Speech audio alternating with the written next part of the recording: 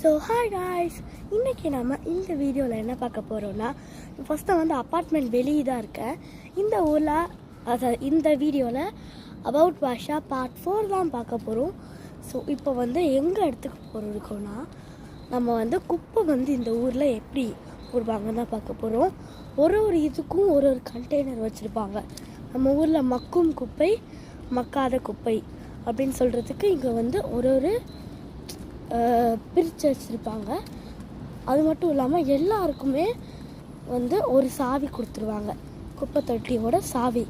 அது இருந்தால் மட்டும்தான் குப்பை தொட்டியை வந்து நம்மளால் போட முடியும் திறந்து. ஸோ இப்போ திறந்துடலாம். ஸோ இங்கே பாருங்கள், பாட்டில்ஸு, பிளாஸ்டிக், பேப்பர் எல்லாம் தனித்தனியாக வச்சுருக்காங்க. இப்போ திறக்கலாம்.